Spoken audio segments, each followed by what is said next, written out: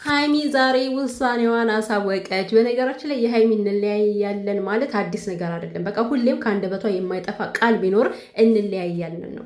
ዛሬ ሃይሚ እውነት እኔ እንጃ ያደረገችው ነገር ቤተሰብንም አበሳጭቷል። እሷ የምታደርገውን ነገር አላወቀችም። ዛሬ ሰላም ቤተሰብ እንዴት ናችሁ? ሰላማችሁ ይብዛ። እንግዲህ በመጀመሪያ ደረጃ በእርግጥ ሃይሚ እኮ እኔ እስከዛሬ አልናገርም። ሃይሚ እውነት አላት፣ አሁንም ቢሆን እውነት አላት። የምትለይበት ምክንያት አላት። ለምን ከኔ ተለይቶ ፍቅረኛውን አገኘ ድሮውን፣ ብቻ ብዙ ነገሮች የተፈጠሩ ስላሉ፣ ሲቀጥል ደግሞ አሁን ላይ አብሬ ብቀጥልም እንኳን እምነት አይኖረኝም። ለምን ከኔ ተነጥሎ እንደዛ እያመንኩት እሷን መጥቶ አግኝቷታል የሚለው ጭንቅላቷ ውስጥ ስለገባ ያንን ነገር ነው ያስቀመጠችው።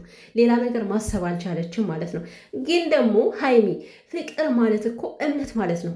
እምነት ከሌለ ፍቅር ብቻውን መውደድ ብቻውን ምንም በቃ ትርጉም አልባ ነው የሚሆን። ምንም ነገር አይሰራም። ብሩኬን ወደዋለሁ እኮ እንደዚህ ለዋለሁ እኮ ማለት ትርጉም አልባ ነው የሚሆነው እምነት ከሌለሽ፣ ብሩኬን የማታምኚው ከሆነ። አሁን ላይ በቃ ነገሮች ቅንጅጅት ስላሉ ብሩኬን የማያሳምኑ ነገሮች እየተፈጠሩ ነው።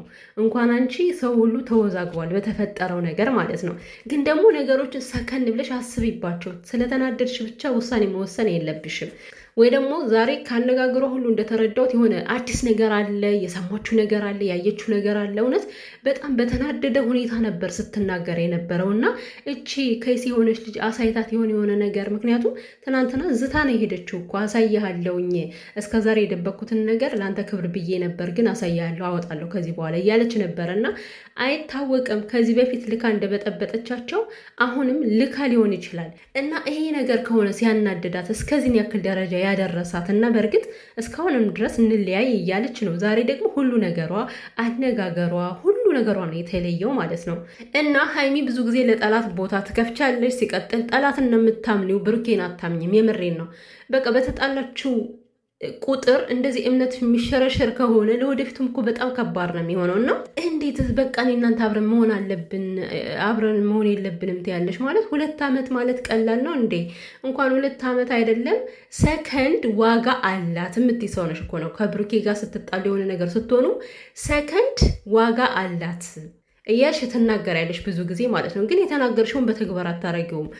እንደ መናገር በተግባር ማድረጉን በጣም ከባድ ነው። እውነት ስትናገሪ ብዙ ጊዜ ሃይሚ ግን ከዋናው ከተግባሩ ላይ ስትደርሺ አታደርጊያቸውም ብዙ ጊዜ ማለት ነው። እና እውነት ብሩኬን ብትወጁ ኑሮ በዚህን ያክል ደረጃ እየሆነ እየተሰቃየ ያልሆነ ዱብዳ መጥቶበት ጥለሹ ትሄጅ ነበረ። በቃ እኔ በአንተ ጉዳይ አይመለከተኝም፣ አንተ ችግር ውስጥ ስትገባ እኔም ከአንተ ጋር ገብቼ አብሬ ከችግሩ መጨማለቅ ግዴታ የለብኝም ይባላል እንዴ? አብረሽ የነረሰው እኮ ነው። የሰው ልጅ እኮ ስላፈቃሽው ብቻ አይደለም አብረሽው የምትኖሪ ማለት በችግሩም በደስታውም አብረሹ ልትካፈዩ፣ አንቺም ተስፋ ስትሰጪው እሱም ተስፋ ሲሰጥሽ ነው የቆያቸው አይደለ እንዴ?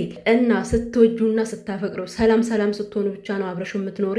እንዴት የፈለገ ነገር ቢሆንስ 2 ወር ታግሰሽ ልጁ ካለበት ችግር ወጥቶ እውነትም ይሆን ውሸት ያኔ እኮ ማለት በቃ ፍርዱ ራሱ ላንቺ ሊሆን ይችላል እኮ ሃይሚዬ ማለት ነው። አሁን ብሩኬ ይሄ ልጅ የኔ አይደለም እያለ እየተከራከራል እና ያለው እና ዲኤንኤ ደግሞ እውነት እስከሆነ ድረስ ይሄ ልጅ ከዲኤንኤ ጋር ይጋፈጣል ብዬ አላስብም። እና ይህ ሁሉ እያስረዳሽ ነው፣ ይህን ሁሉ እየነገረሽ፣ አንቺ ግን ለማመን ፍቃደኛ አይደለሽም። ከብሩኬ መለየት ነው የምትፈልጊው። እኔ ሳስበው ዝም ብዬ ማለት ነው ሃይሚ ከብሩኬ መለየት ነው የምትፈልገው። ምክንያቱም እኔም የራሴን ህይወት መኖር እፈልጋለሁ፣ እሱም የራሱን ህይወት መኖር ይፈልጋል ትላለች። እና አንድ ፍሬ ልጅ ነች፣ አንቺ ገና ህፃን ልጅ ነሽ። ምንም ችግር የለም ከጊዜሽ 2 ወር ቢቀነስብሽ ጣጣ የለውም ማለት ነው። ብትጠብቂ ነገሮች እስከሚስተካከሉ ብቻ ያለውን ነገር አንቺስ እውነቱን ሳታቂ ብትለዩ ሰላም ይሰጥሻል። ከዛ በኋላስ ብሩኬ የእሱ ልጅ አይደለም ተብሎ ብሩኬ ነፃ ከወጣ በኋላስ ብሩኬ ይቀበለኛል ብለሽ ታስቢያለሽ? ማለት ይሄ ልጅ እኮ ይቆርጣል። እንደውም ብሩኬ ውሳኔ ሰው ነው ታውቂዋለሽ። መሄድ ከፈለገም ይሄዳል። ግን ታግሶ በዚህን ያክል ደረጃ የእሱ ህመሙን ሸፍኖ ህመሙን ደብቆ አንቺ እንዳትለየው እየለመነሽ ያለ ሰው ነው። ይሄ ሁሉ ምንድን ነው? አንቺን ስለሚወድሽና ስለሚያፈቅርሽ እንድትለያዩ ስለማይፈልግ ነው። እና የሰው ልጅ ደግሞ ፍጹም አድርገሽ አታስቢ። እኛ ፍጹም ሰዎች አይደለንም። ጥፋት በቀን እንኳን 1000 ጊዜ እናጠፋለን። ስለዚህ የጠፋው ጥፋት እንዳለ ሆኖ ማለት በቃ እንደ ጥፋቱ አንቺ ልትቀጪው ትችያለሽ እኮ አብሬ መኖር አልፈልግም ማለት ትችያለሽ። ግን የፈለገ ነገር ይሁን በዚህ ችግር ውስጥ ጥለሹ ባትሄጅ እኔ ደስ ይለኛል። የምሬን ነው። ከሄድሽ እኔ እንጃ እሱም ይሰበራል፣ አንቺም ደግሞ ጥሩ ስሜት ላይ አትሆኝም። እና ሁሌ እንለያይ እንለያይ እንለያይ የሚለውን ቃላት ብትቀንሽው በቃ አስፈላጊ አይደለም እኮ።